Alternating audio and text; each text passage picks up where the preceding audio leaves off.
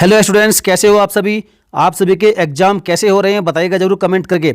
और फ्रेंड्स, जिसका कल 17 नवंबर को एग्जाम था उत्तर प्रदेश दरोगा का यूपीएसआई का, तो फ्रेंड्स सभी शिफ्ट में जितने भी हमें क्वेश्चंस मिल पाए हैं, जितने हमें क्वेश्चंस आप लोगों ने भेजे हैं, तो फ्रेंड्स वे सभी लगभग मैंने इस वीडियो में कवर करा दिए हैं। और हर क्वेश्चन का आंसर बताने के साथ साथ मैंने उस क्वेश्चन का पूरा एनालिसिस अर्थात उसका पूरा ऑपरेशन करके समझाया है। तो फ्रेंड्स, जिसका भी आगे एग्जाम जिसको देना है वो तो इस वीडियो को 100% देखना, क्योंकि फ्रेंड्स ऐसे बहुत से क्वेश्चंस हैं जो डेली रिपीट हो रहे हैं, अर्थात 8-10 क्वेश्चंस हर पाली में रिपीट हो रहे हैं। तो फ्रेंड ध्यान से इस वीडियो को देखना और अंत तक देखना। जितने भी इसमें क्वेश्चन मुझे मिल पाए हैं मैंने सारे कवर करा दिए हैं। तो चलिए फ्रेंड्स, वीडियो को शुरू करते हैं, नो टाइम वेस्टिंग। पहला क्वेश्चन आपसे पूछा गया था कि नगर पालिकाएं संविधान के किस भाग के अंतर्गत हैं, तो उसका सही उत्तर था भाग 9 के क्लोज ए में, भाग 9A में, जो कि अनुच्छेद 243 से 243 ZG तक है। तो इसी में आपके नगर पालिकाओं का उल्लेख है। यदि आपसे भाग 9 के बारे में पूछा जाए तो भाग 9 में पंचायतों का उल्लेख है, जो भाग 10 है। तो फ्रेंड्स, भाग 10 है आपका अनुसूचित और जनजाति क्षेत्र से संबंधित। चलिए अगला प्रश्न आपसे पूछा गया था कि भारत भूटान और नेपाल सीमा की सुरक्षा का दायित्व किसको सौंपा गया है। तो फ्रेंड्स, इस सीमा का जो सुरक्षा का दायित्व है वो सौंपा गया है सशस्त्र सीमा बल को, SSB को। और याद रखना, इसकी स्थापना हुई थी 20 दिसंबर 1963 को। और इसके डायरेक्टर जनरल जो SSB के हैं वह भी कौन है, कुमार राजेश चंद्र हैं इसके भी डायरेक्टर जनरल, DG। और मूल रूप से देखा जाए तो 1963 में विशेष सेवा ब्यूरो जो स्पेशल सर्विसेज ब्यूरो, इसके नाम से भारत चीन युद्ध के बाद दुश्मन के अभियानों के खिलाफ भारत के सीमावर्ती क्षेत्रों को मजबूत करने के लिए इसको स्थापित किया गया था। और SSB को 15 जनवरी 2001 को गृह मंत्रालय के अंतर्गत सीमा सुरक्षा बल घोषित किया गया था। और फ्रेंड्स, 15 दिसंबर 2003 को इसका नाम बदलकर रख दिया गया सशस्त्र सीमा बल। और SSB को 19 जून 2001 को भारत नेपाल सीमा की सुरक्षा करने का काम सौंपा गया था।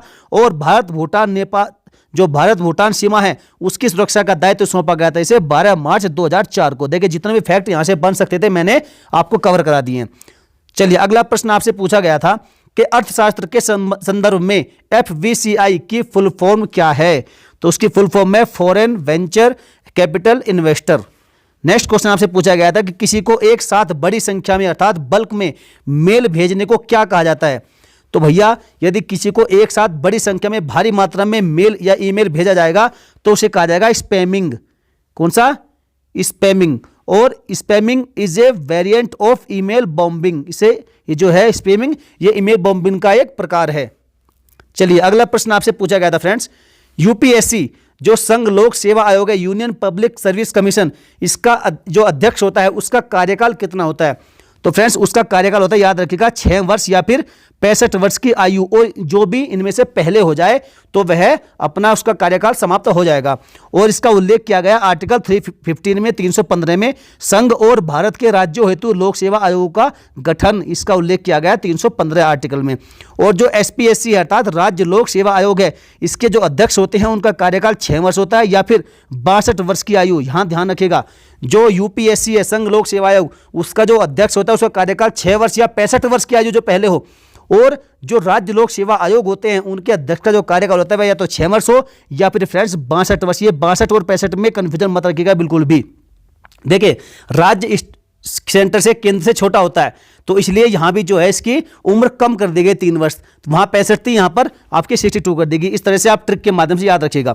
जो UPSC अध्यक्ष है इसकी नियुक्ति कौन करता है, ये भारत के राष्ट्रपति के द्वारा इनकी नियुक्ति की जाती है। चलिए अगला प्रश्न आपसे पूछा गया था फ्रेंड्स कि आपातकाल की घोषणा कौन करता है। तो भैया, जो आपातकाल होता है इसको मैंने आपको पूरा डिटेल से समझाया है, पॉलिटी की वीडियो में भी और पिछली वीडियो में भी, कि आपातकाल कौन कौन से आर्टिकल में इसका उल्लेख है। तो बस इतना याद रखिएगा, जो भारत के राष्ट्रपति होते हैं वही आपातकाल की घोषणा कर सकता है। बड़ा ही सिंपल और आसान क्वेश्चन था। उम्मीद करता हूं कि मेरे सभी भाई बहनों ने इसका प्यारा जवाब बिल्कुल सही लिखा होगा। चलिए नेक्स्ट क्वेश्चन था फ्रेंड्स, राज्य लोक सेवा आयोग SPSC के अध्यक्ष व सदस्यों की नियुक्ति और उन्हें कौन हटा सकता है। तो फ्रेंड्स याद रखिएगा, संविधान के अनुच्छेद 316 के अनुसार राज्य लोक सेवा आयोग के जो अध्यक्ष होते हैं और उसके सदस्य होते हैं, उनकी नियुक्ति कौन करता है? राज्यपाल करता है। जबकि जो संघ लोक सेवा आयोग है यूपीएससी, उसके अध्यक्ष और सदस्यों की नियुक्ति करते हैं राष्ट्रपति, लेकिन स्टेट के मामले में करते हैं राज्यपाल। और इसका उल्लेख है आर्टिकल 316 में। और इसके कार्यकाल से पहले हटाने का अधिकार किसको है? देखिए, अधिकार है राष्ट्रपति को। नियुक्ति कौन करता है? राज्यपाल करता है। यहां पर बिल्कुल भी आप डाउट, कोई भी कंफ्यूजन मत रखिएगा। हटाएगा कौन कार्यकाल से पहले? राष्ट्रपति हटाएगा। जबकि नियुक्ति कौन करता है? तो भैया राज्यपाल करता है। चलिए नेक्स्ट क्वेश्चन आपसे पूछा गया था फ्रेंड्स कि प्रस्तावना में स्वतंत्रता, समता, बंधुता के आदर्श का सिद्धांत किस देश से लिया गया है? तो भैया ये सब लिए गए हैं आपके फ्रांस से। फ्रांस के जो कॉन्स्टिट्यूशन है उससे लिया गया है। और याद रखिएगा, हमारे संविधान की प्रस्तावना में जो वर्णित स्वतंत्रता, समानता और बंधुत्व का विचार है वो फ्रांसीसी क्रांति 1789 से 1799 तक जो चली थी उससे लिया गया है। जबकि जो प्रस्तावना में उल्लेखित सामाजिक, आर्थिक और राजनीतिक न्याय का आदर्श ये 1917 की रूसी क्रांति से लिया गया है। देखिए फ्रेंड्स, कई बार आपसे क्वेश्चंस को घुमा फिरा कर पूछा जाएगा, तो याद रखिएगा ये फ्रांस से, फ्रांसीसी क्रांति से और ये रूसी क्रांति से लिए गए हैं, सामाजिक, आर्थिक और राजनीतिक। चलिए नेक्स्ट क्वेश्चन फ्रेंड्स आपसे यह पूछा गया था कि प्रधानमंत्री की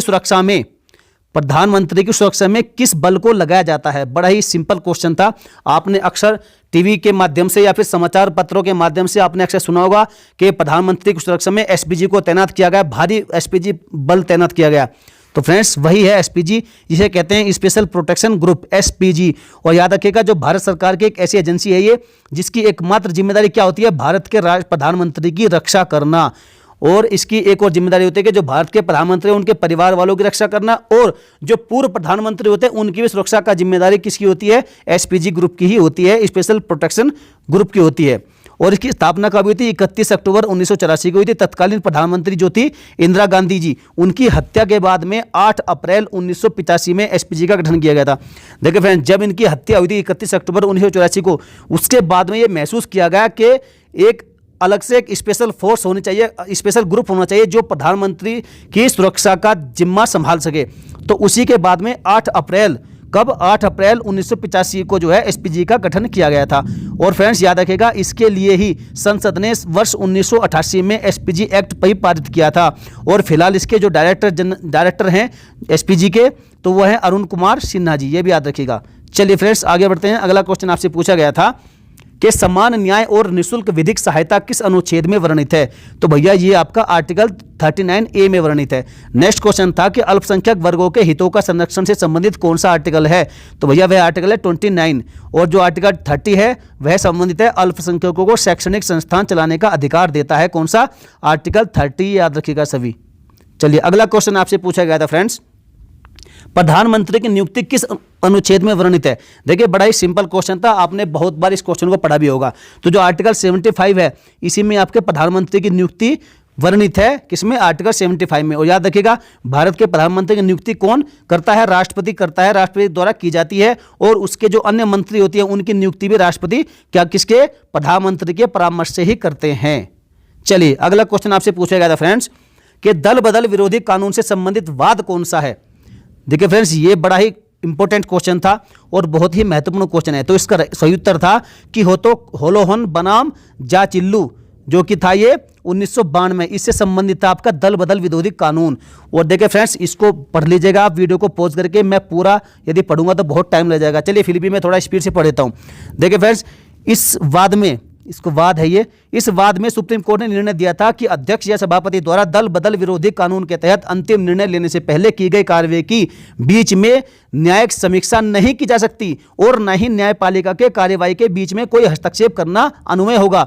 और दल बदल विरोधी कानून 1985 में 52वें संविधान संशोधन के द्वारा, अनुसूची कौन सी थी? 10वीं अनुसूची में ये जोड़ा गया था। याद रखिएगा, किसमें?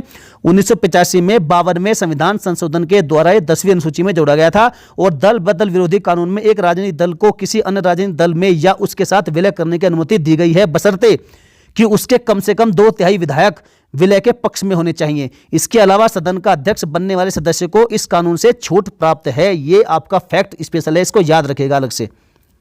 चलिए अगला क्वेश्चन आपसे पूछा गया था कि अधिकांश अनैच्छिक क्रियाओं को नियंत्रित किसके द्वारा किया जाता है? तो भैया ये आपका साइंस का क्वेश्चन था, शरीर विज्ञान का, तो उसका आंसर था मेडुला ऑब्लोगेंटा। इसके द्वारा ही जो है अधिकांश अनैच्छिक क्रियाओं को नियंत्रित किया जा सकता है, किया जाता है। जैसे कि कौन सी रक्तदाब हुआ, लार आना, वमन पश्च मस्तिष्क स्थित जो मेडुला है इसके द्वारा ये नियंत्रित होते हैं। नेक्स्ट क्वेश्चन था कि आर्टिकल 214 आर्टिकल 214 किससे संबंधित है? तो ये संबंधित आपका राज्यों के लिए उच्च न्यायालय से संबंधित है। आर्टिकल 214 ये कहता है कि राज्यों के लिए उच्च न्यायालय स्थापित होंगे। चलिए नेक्स्ट क्वेश्चन आपसे पूछा गया था फ्रेंड्स कि दहेज निषेध अधिनियम कब पारित हुआ था? बड़ा ही जबरदस्त क्वेश्चन था ये। तो ये हुआ था 1 मई 1961 को दहेज निषेध अधिनियम। और याद रखिएगा भारत सरकार ने 1 मई 1961 को दहेज निषेध अधिनियम पारित किया था और इसका मुख्य उद्देश्य था दहेज लेना और देना इन दोनों पर रोक लगाना। लेकिन भाई साहब रोक तो क्या, इस पर कोई विचार करना भी मुनासिब नहीं समझता। दहेज लेना सब जानते हैं, अर्थात लेने की कोशिश सब करते हैं, लेकिन जब देने की बारी आती है तो भैया पांव पीछे खींचे जाते हैं। तो इसलिए मेरा मानना है कि दहेज लेना और देना दोनों ही ये बहुत बड़े दंडनीय अपराध हैं और इनके मामले में भैया भारी से भारी जुर्माना या फिर सजा का प्रावधान होना चाहिए। चलिए नेक्स्ट क्वेश्चन है कि सेबी की स्थापना किस वर्ष हुई थी? जो सेबी है friends, security and exchange board of India, इसकी स्थापना 12 अप्रैल 1988 को हुई थी और इसे वैधानिक मान्यता 30 जनवरी 1992 को दी गई थी। और security and exchange board of India इसकी फुल फॉर्म है सेबी की। इसका हेडक्वार्टर कहाँ है? तो भैया इसका हेडक्वार्टर मुंबई महाराष्ट्र में है। नेक्स्ट क्वेश्चन आपसे पूछा गया था फ्रेंड्स कि अयोग्य होने के बाद या ड्राइविंग लाइसेंस रद्द होने के बावजूद ड्राइविंग करने पर कितने रुपए जुर्माने का प्रावधान है? देखिए भैया, जो अभी आपका मोटर वाहन अधिनियम 2019 का लेटेस्ट आया था उससे आपका हर पाली में 1 या 2 क्वेश्चन पूछे जा रहे हैं, हर पाली में।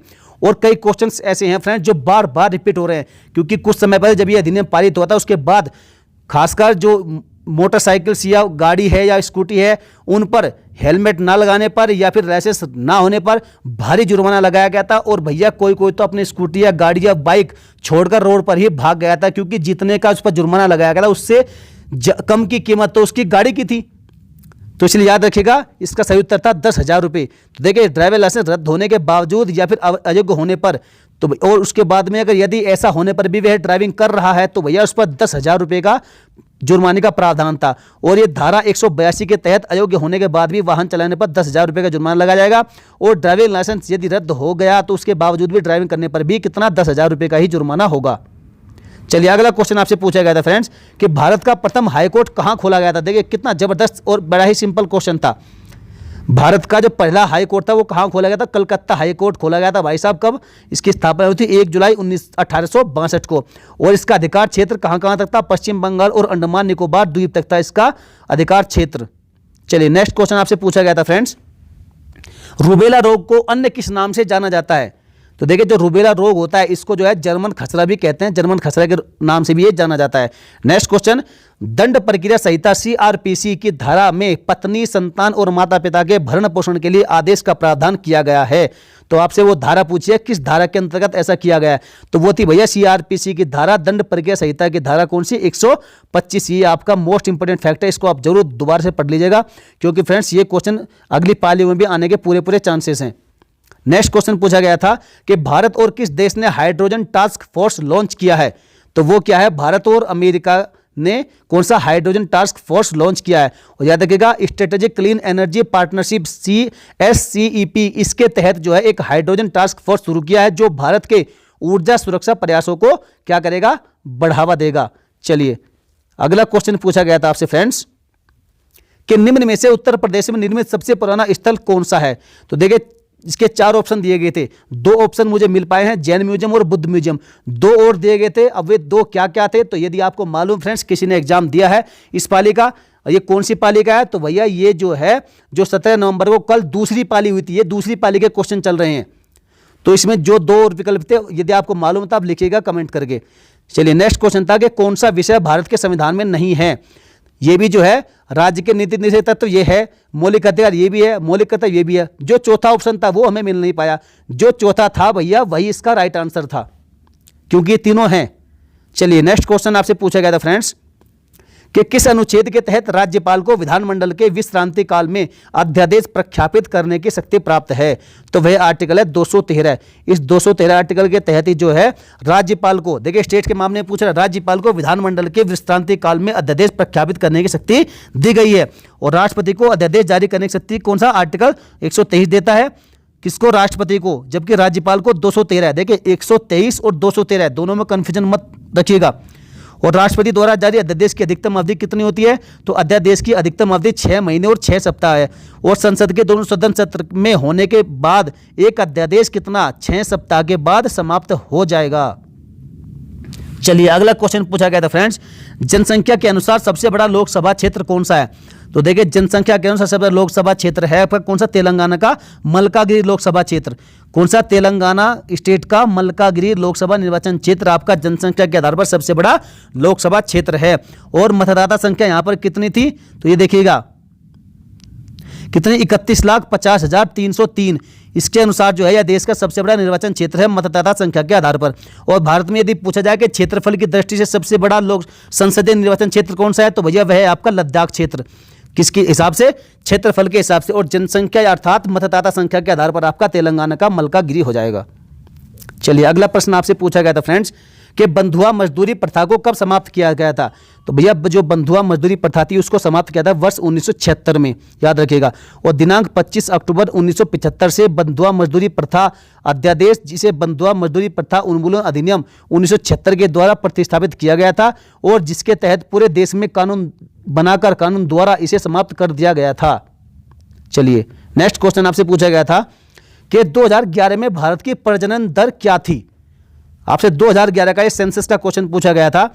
तो उसका आंसर था कि जनगणना 2011 के अनुसार भारत में जो कुल प्रजनन दर थी, जो आपकी टोटल फर्टिलिटी रेट था, वो था आपका 2.4। कितना था? 2.4। और भारत सरकार का लक्ष्य इसे घटाकर कितना? 2.1 पर लाने का है। कितना? 2.1 पर। और तब कितना था? 2.4 था। और वर्ष 2016 में घटकर 2.3 पर आ गई थी फर्टिलिटी रेट 2016 में। और भारत में सबसे कम जो कुल प्रजनन दर है, जो टोटल फर्टिलिटी रेट है, वो जैन धर्म का है। कितना है? 1.2 है। और याद रखेगा एक महिला के संपूर्ण प्रजनन काल में जितने बच्चे पैदा होते हैं उसे ही उस स्त्री के कुल प्रजनन दर कहते हैं, टोटल फर्टिलिटी रेट कहते हैं। और भारत में सबसे अधिक जो कुल प्रजनन दर है वो किस राज्य की है? तो भैया बिहार की है। कितनी है? 3.3 है। चलिए नेक्स्ट क्वेश्चन फ्रेंड्स आपसे पूछा गया था कि अवध और संयुक्त प्रांत की हाई कोर्ट को इलाहाबाद कब स्थानांतरित किया गया था? तो भैया इसे स्थानांतरित किया गया था वर्ष 1948 में। और याद रखिएगा उच्च न्यायालय सम्मेलन आदेश 1948, जो ये अधिनियम था, उच्च न्यायालय सम्मेलन आदेश था 1948 का। इसके तहत जो है अवध के मुख्य न्यायालय को इलाहाबाद उच्च न्यायालय के साथ सम्मिलित किया गया था और एक नए उच्च न्यायालय को इलाहाबाद के न्यायालय से सम्मानित किया गया था। चलिए फ्रेंड्स अगला क्वेश्चन आपसे पूछा गया था कि मौलिक अधिकार को अन्य किस नाम से जाना जाता है? तो भैया इसके विकल्प हमें नहीं मिल पाए हैं। यदि आपके पास हैं तो ये आप हमें प्रोवाइड कराइएगा, हम आपको बता देंगे। और एक और क्वेश्चन था ऐसा ही, मेरठ मुरादाबाद में कौन सी भाषा बोली जाती है? तो भैया या तो हिंदी बोली जाती होगा या खड़ी बोली बोली जाती होगी।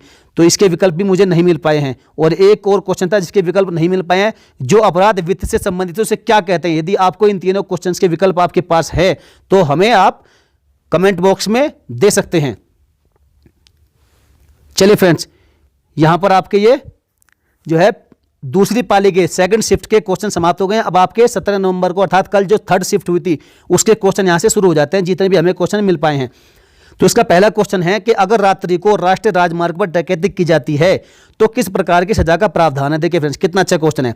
यदि रात के समय पर जो नेशनल हाईवे होता है, राजमार्ग होता है राष्ट्रीय, उस पर यदि लूट हो जाती है, डकैती हो जाती है, तो किस प्रकार की सजा का प्रावधान होता है? देखिए लूट की कोशिश करना और लूट हो जाना दोनों में फर्क है। और फ्रेंड्स इसके लिए जो है कठोर 14 वर्ष का कारावास का प्रावधान है। कितना? कठोर 14 वर्ष का कारावास का प्रावधान है। और आईपीसी की धारा 392 के अनुसार यदि लूट राजमार्ग पर सूर्यास्त और सूर्योदय के बीच में अर्थात रात में की जाए तो कारावास कितना? कठोर 14 वर्ष तक का हो सकेगा। और याद रखिएगा जो धारा 393 है, देखिए 392 में तो ये आपका हो गया यदि लूट हो जाए रात के समय पर नेशनल हाईवे पर, यदि धारा 393 के अनुसार जो कोई लूट करने का प्रयत्न करेगा तो वह कठिन कारावास से जिसकी अवधि 7 वर्ष की हो सकेगी दंडित किया जाएगा और जुर्माने से भी दंडित होगा। देखिए प्रयत्न करना और लूट करना दोनों में फर्क है। और दोनों के लिए अलग अलग धाराओं के हिसाब से अलग अलग सजा का प्रावधान भी किया गया है। चलिए नेक्स्ट क्वेश्चन था कि लखनऊ म्यूजियम की स्थापना कब हुई थी? तो भैया इसकी स्थापना हुई थी वर्ष 1863 में।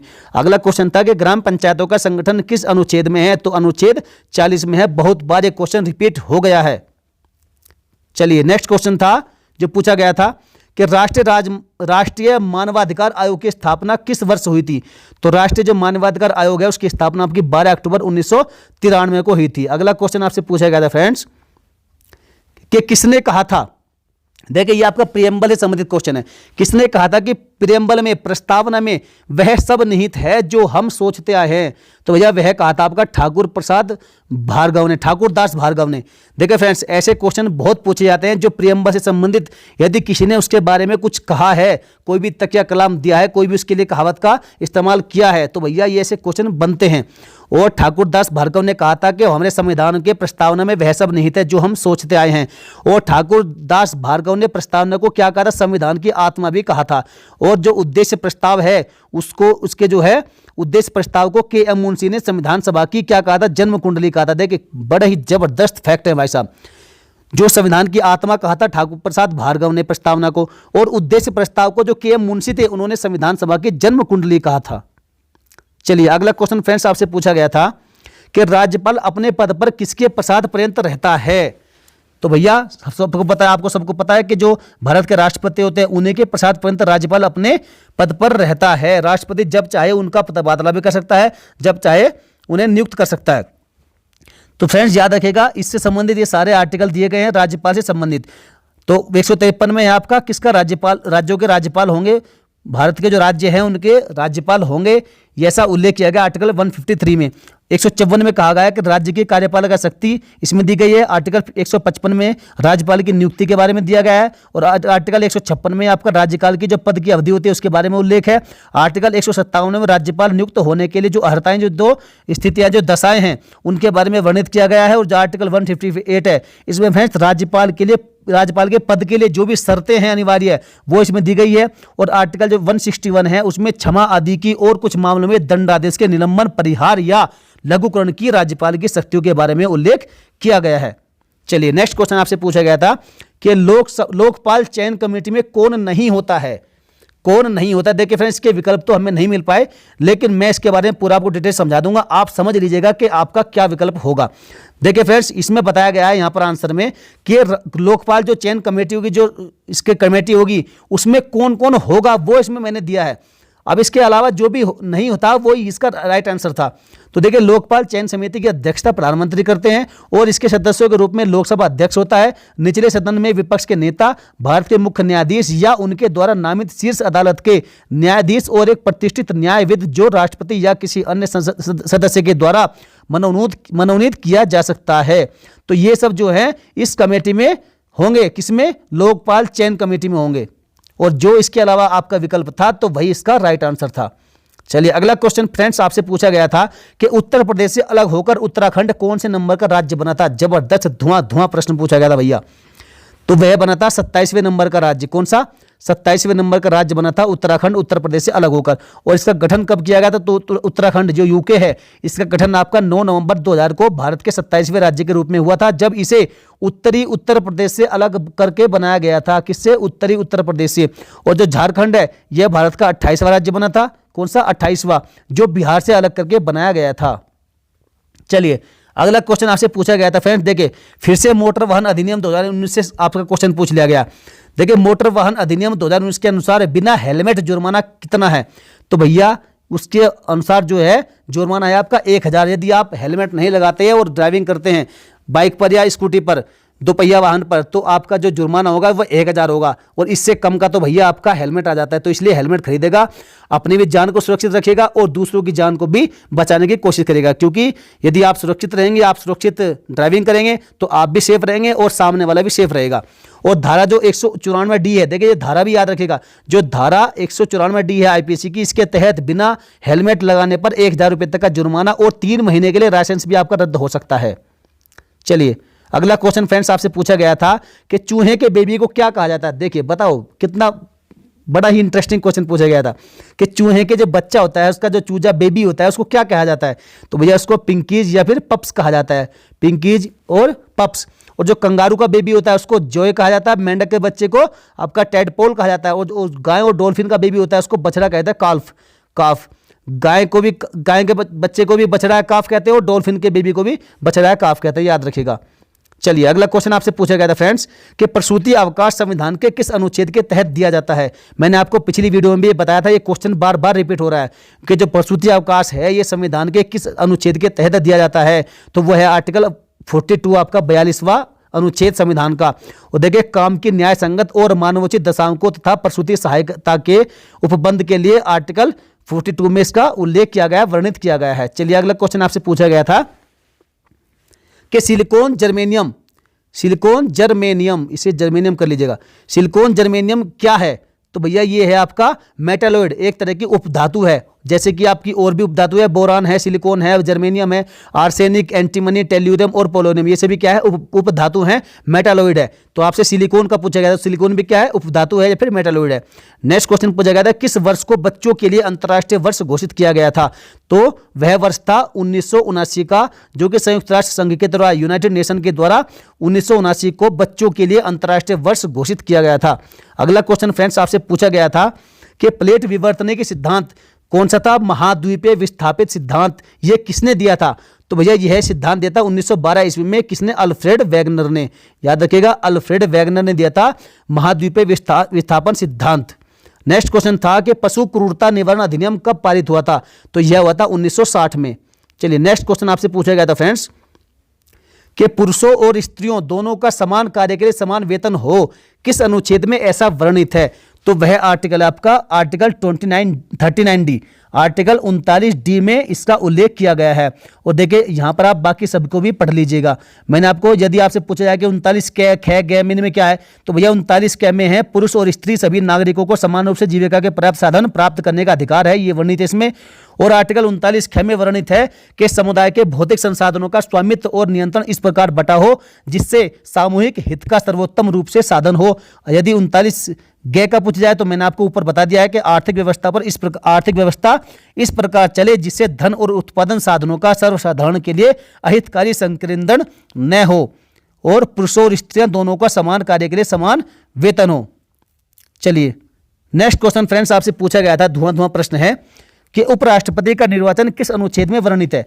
तो मैंने आपको 1000 बार बताया कि इसका वर्णित है आर्टिकल 66 में वर्णित है उपराष्ट्रपति का निर्वाचन। और देखिए ये सारे जितने भी आर्टिकल हैं, ये सारे आर्टिकल उपराष्ट्रपति से ही संबंधित है। आप सभी को ध्यान से वीडियो को पॉज करके स्क्रीनशॉट ले लीजिएगा या किसी भी तरह से इनको याद कर लीजिएगा, नोट कर लीजिएगा। ये सारे आर्टिकल आपके किससे हैं? उपराष्ट्रपति से ही संबंधित है। यदि मैं पढ़ूंगा तो बहुत टाइम लग जाएगा।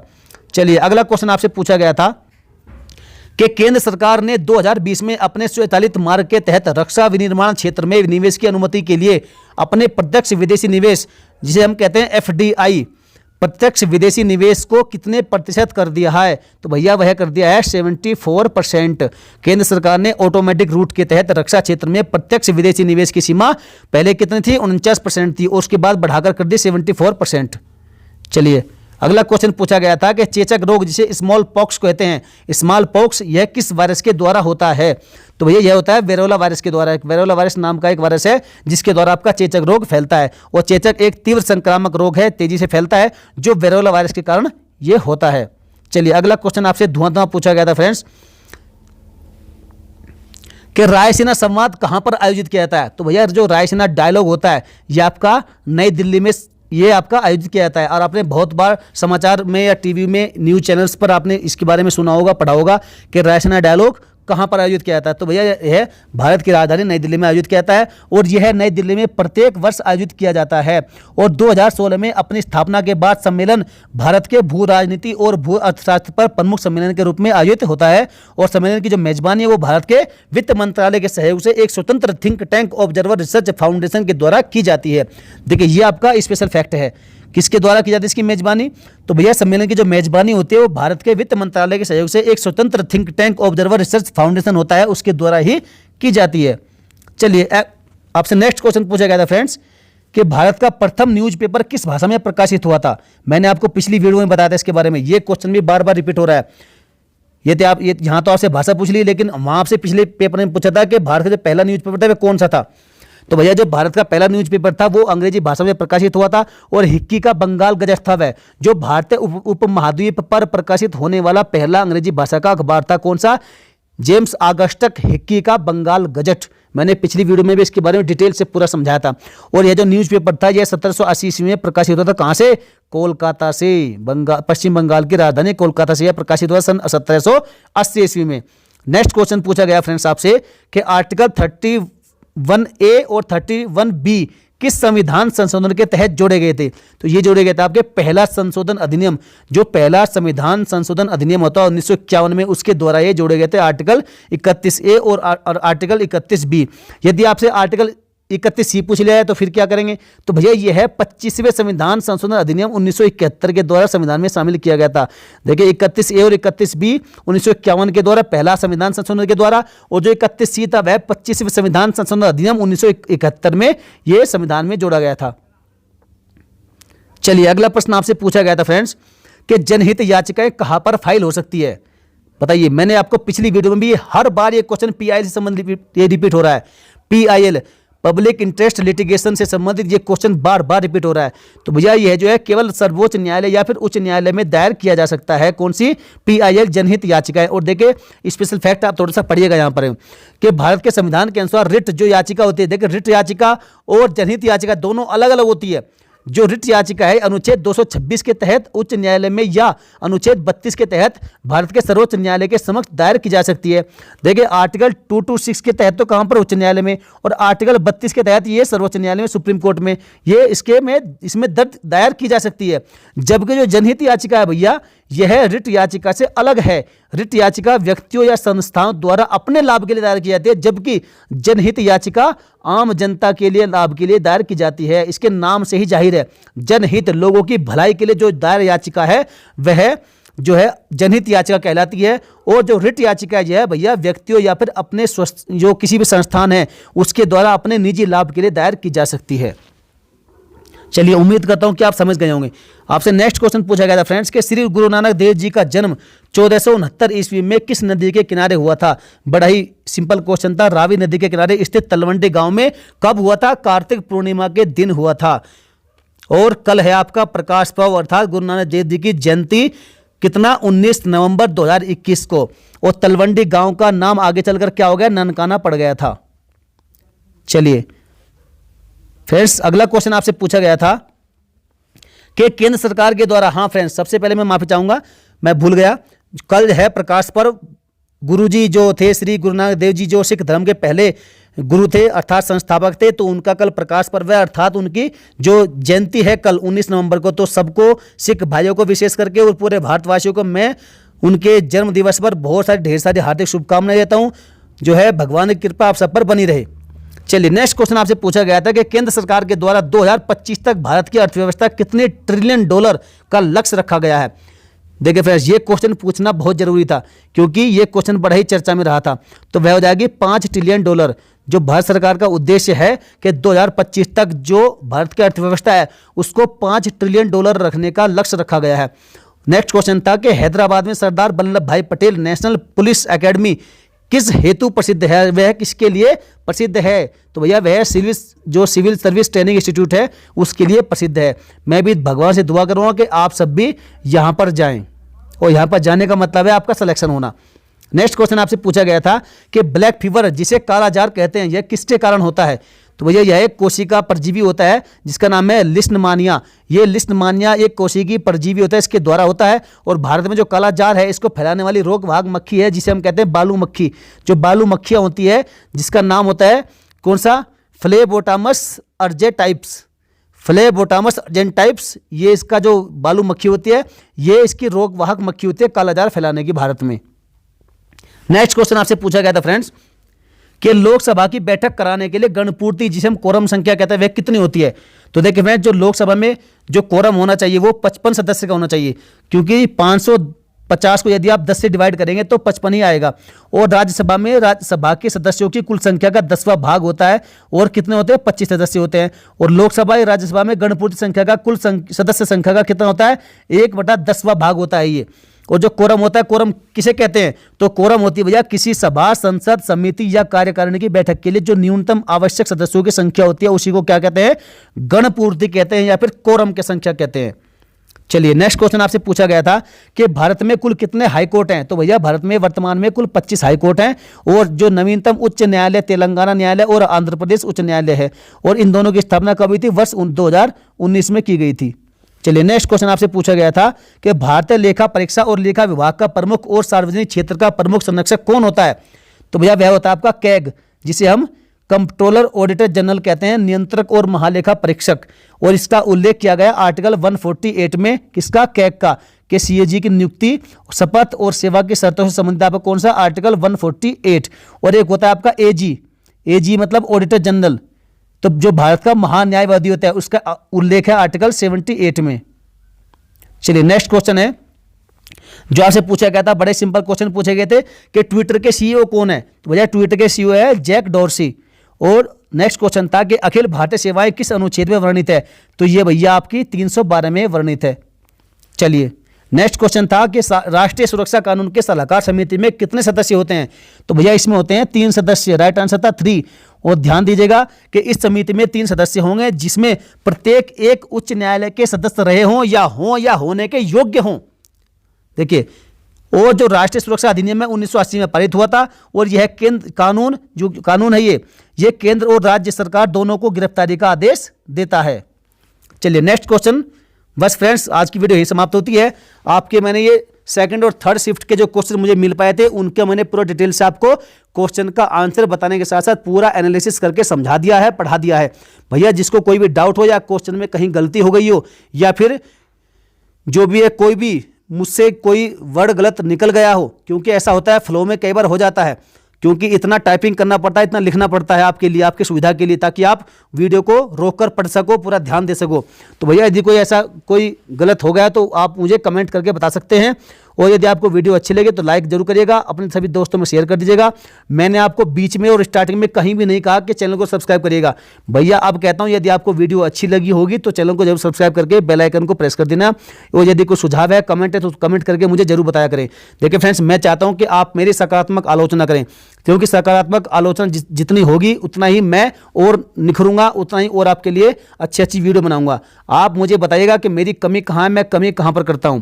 चलिए फ्रेंड्स, मिलेंगे फिर किसी नेक्स्ट धुआंधार दमदार वीडियो में। जय हिंद, वंदे मातरम। जिसका पेपर हो गया उसके लिए भी शुभकामनाएं, जिसका एग्जाम आगे होना है उनके लिए डबल शुभकामनाएं। तो भैया आपका सिलेक्शन जल्द ही जल्दी हो, आप उत्तर प्रदेश में दरोगा बने और कहीं ना कहीं समाज की सेवा करें। चलिए फ्रेंड्स, जय हिंद, वंदे मातरम।